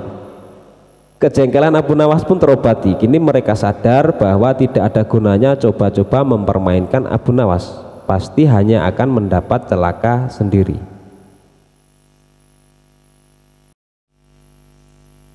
Dan ini adalah kisah Abu Nawas dan kisah 6 ekor lembu yang pandai bicara. Pada suatu hari Sultan Harun al-Rasyid memanggil Abu Nawas menghadap ke istana. Kali ini Sultan ingin menguji kecerdikan Abu Nawas. Sesampainya di hadapan Sultan, Abu Nawas pun menyembah dan Sultan bertitah, "Hai Abu Nawas, aku menginginkan 6 ekor lembu berjenggot yang pandai bicara. Bisakah engkau mendatangkan mereka dalam waktu seminggu? Kalau gagal, akan aku penggal lehermu." "Baiklah tuanku Syah Alam, hamba junjung tinggi titah tuanku." Semua pegawai istana yang hadir pada saat itu mereka berkata dalam hati, "Mampuslah kau Abu Nawas." Abu Nawas bermohon diri dan pulang ke rumah. Begitu sampai di rumah, ia duduk berdiam diri merenungkan keinginan Sultan. Seharian ia tidak keluar rumah sehingga membuat tetangga heran. Ia baru keluar rumah persis setelah seminggu kemudian, yaitu batas waktu yang diberikan Sultan kepadanya. Ia segera menuju kerumunan orang banyak lalu ujarnya, "Hai orang-orang muda, hari ini hari apa?" Orang-orang yang menjawab benar akan dia lepaskan, tetapi orang-orang yang menjawab salah akan ia tahan. Dan ternyata tidak ada seorang pun yang menjawab dengan benar. Tak ayal Abu Nawas pun marah-marah kepada mereka. "Begitu saja kok tidak bisa menjawab? Kalau begitu mari kita menghadap Sultan Harun al-Rasyid untuk mencari tahu kebenaran yang sesungguhnya."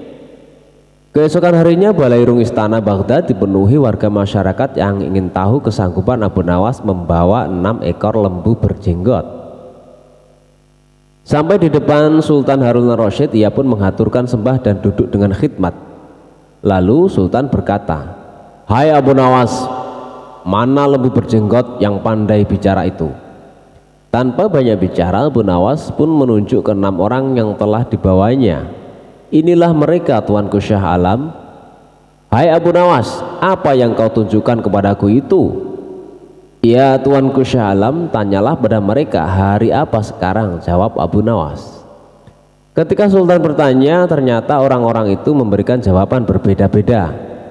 Maka berujarlah Abu Nawas, Jika mereka manusia tentunya tahu hari ini hari apa, apalagi jika tuanku menanyakan hari yang lain, akan tambah pusinglah mereka. Manusia atau hewankah mereka ini? Inilah lembu berjenggot yang pandai bicara itu, tuanku.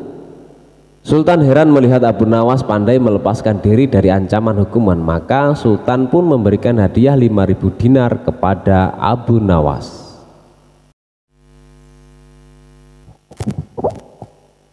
Kisah Abu Nawas dan cara menyadarkan pengemis.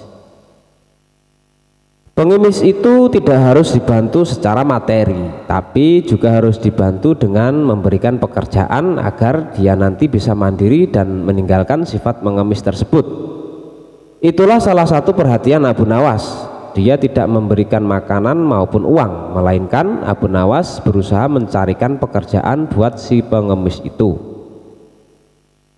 Kisahnya, pada suatu ketika Abu Nawas dikunjungi oleh seorang pengemis laki-laki. Pengemis itu meminta makanan karena sudah lama tidak makan. Namun Abu Nawas tidak memberikan sesuap nasi atau makanan lainnya yang sangat diharapkan oleh pengemis itu. Akan tetapi ia malah mengajukan beberapa pertanyaan semata. "Kenapa engkau mengemis? Apakah engkau tidak mempunyai pekerjaan?" tanya Abu Nawas.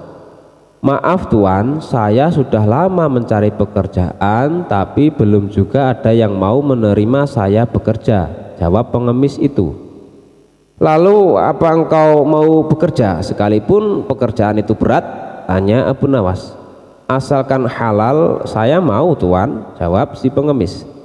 Akhirnya Abu Nawas mengantarkan pengemis itu menemui sahabatnya, yaitu yang bernama Abu Wardah. Singkat cerita, pengemis itu diminta bekerja untuk mencabut rumput. Ternyata pengemis itu merupakan seorang pekerja yang sangat rajin dan tangkas. Dalam waktu yang sangat singkat saja, pekerjaannya pun telah selesai. Abu Wardah pun sangat kagum dan tergerak hatinya untuk memberikan pekerjaan yang lebih serius. Ia pun meminta pengemis itu untuk memisahkan satu ember kurma menjadi 3 bagian. Yang bagus diletakkan di keranjang pertama, sementara yang lumayan bagus diletakkan di keranjang kedua, dan kurma yang jelek diletakkan di keranjang ketiga.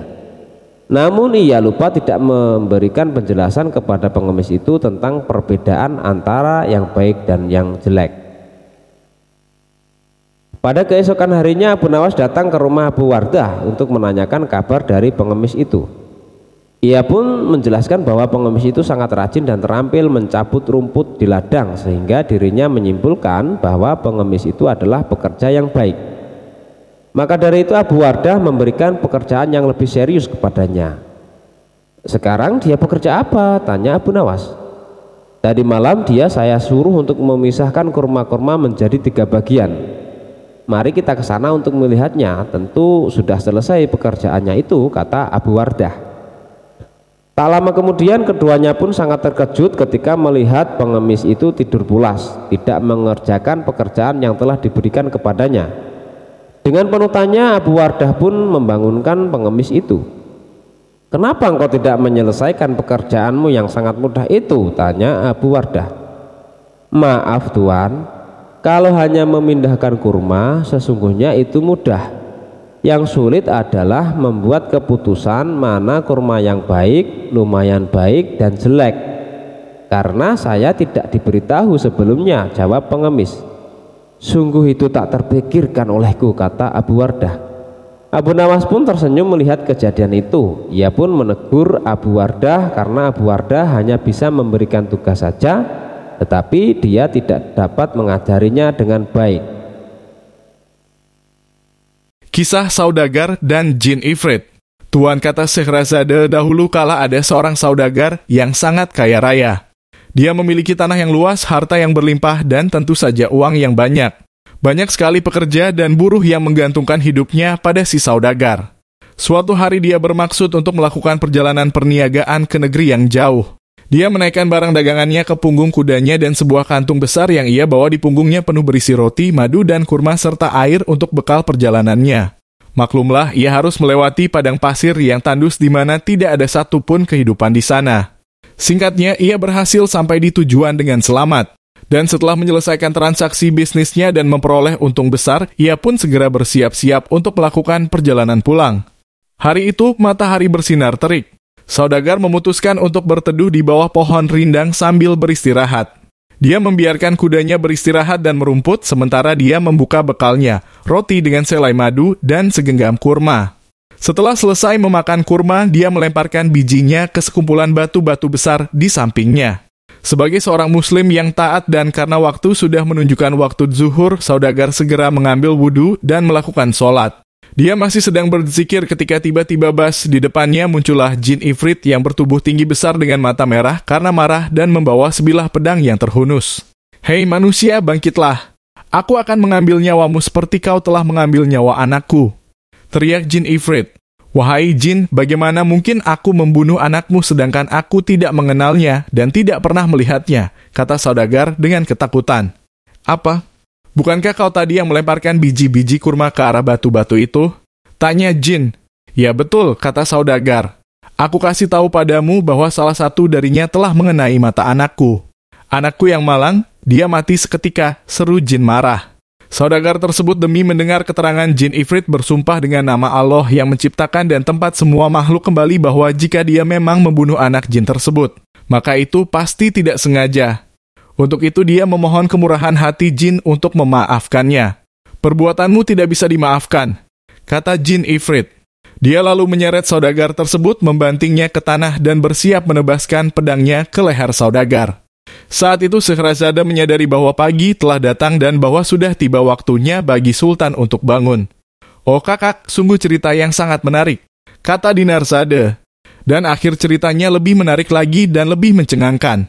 "Aku akan menceritakan sisanya nanti malam jika saja Sultan mengizinkanku hidup 1 hari lagi," kata Scheherazade. Sultan Syahriar yang turut mendengarkan cerita Scheherazade dengan seksama juga merasa penasaran dengan akhir kisah tersebut, maka ia memberikan izin dan menunda kematian Scheherazade. Sultan pun bangkit dari tempat tidurnya, melaksanakan sholat subuh lalu bersiap-siap menuju majelisnya. Wazir Agung yang semalaman tidak bisa tidur karena memikirkan nasib putrinya menunggu kedatangan Sultan dengan badan gemetar. Betapa leganya sang wazir ketika Sultan tiba dan tak sedikit pun menyinggung hal mengenai putrinya. Sultan menghabiskan hari itu seperti biasa menjalankan roda pemerintahan. Dan ketika malam tiba, ia kembali ke kamar untuk beristirahat bersama Scheherazade. Seperti malam sebelumnya, Dinarzade membangunkan kakaknya 1 jam sebelum pagi tiba dan memintanya untuk melanjutkan kisahnya.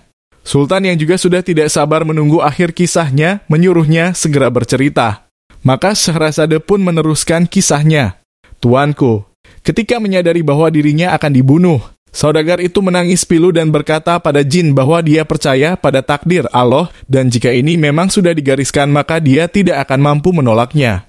Atas izin Allah, aku meminta kau memberiku sedikit waktu untuk menyelesaikan urusanku," kata Saudagar. "Aku memiliki utang yang harus dibayar. Aku juga memiliki harta anak dan istri, juga beberapa karyawan yang menjadi tanggunganku. Izinkanlah aku pulang ke rumahku dan menyelesaikan semuanya. Jika semua sudah selesai, aku berjanji atas nama Allah, aku akan kembali ke sini dan kau boleh membunuhku. Bagaimana kalau kau mengingkari janjimu?" tanya jin. "Aku bersumpah dengan nama Allah yang menciptakan aku dan kamu, aku tidak akan mengingkari janjiku," kata Saudagar. "Baiklah, berapa lama waktu yang kau butuhkan?" tanya jin. "Tidak lebih dari 12 bulan. Awal tahun depan aku akan kembali ke sini dan menyerahkan nyawaku," kata Saudagar. Akhirnya jin ifrit mengabulkan permintaan Saudagar dan menghilang dari pandangan. Saudagar, setelah sembuh dari rasa takutnya, segera menaiki kudanya dan kembali meneruskan perjalanan pulangnya. Setibanya di rumah, istri dan anak-anak Saudagar menyambutnya dengan sukacita. Tapi bukannya membalas pelukan hangat mereka, Saudagar malah menangis pilu. Istrinya dengan khawatir menanyakan apa yang telah membuatnya begitu sedih. "Bagaimana aku tidak sedih? Aku hanya akan hidup 1 tahun lagi," katanya. Dia lalu menceritakan kejadian yang menimpanya di perjalanan. Mendengar hal itu, keluarganya sangat bersedih, namun Saudagar itu meyakinkan keluarganya bahwa itu adalah kehendak Allah yang tidak bisa dihindari. Esoknya, Saudagar segera membereskan semua utangnya.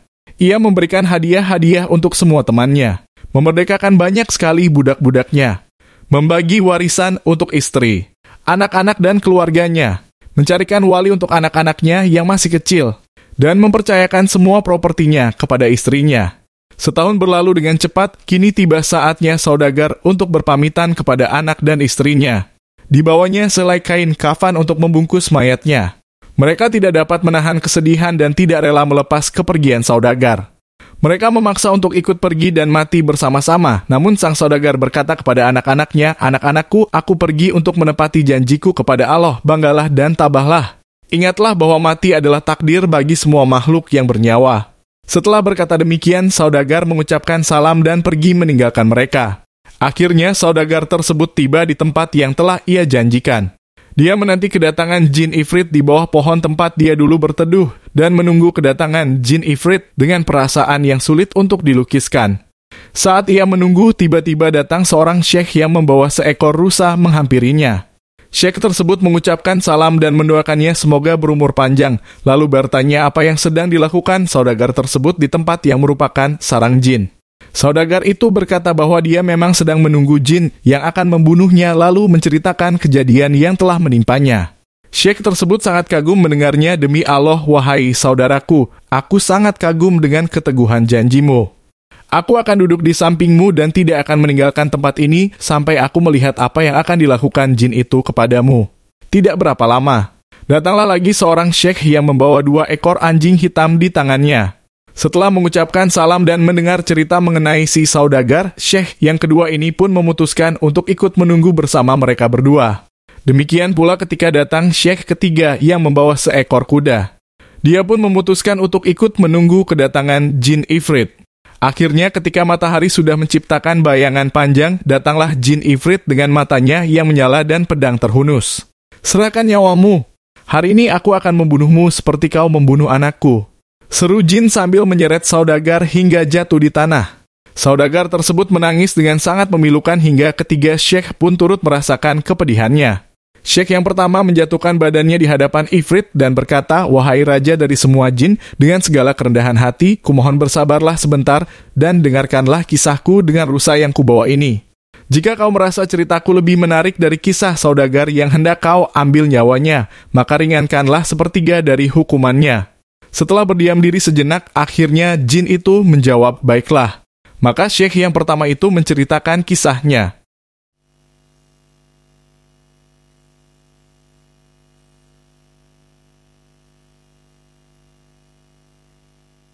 Kisah telur beranak.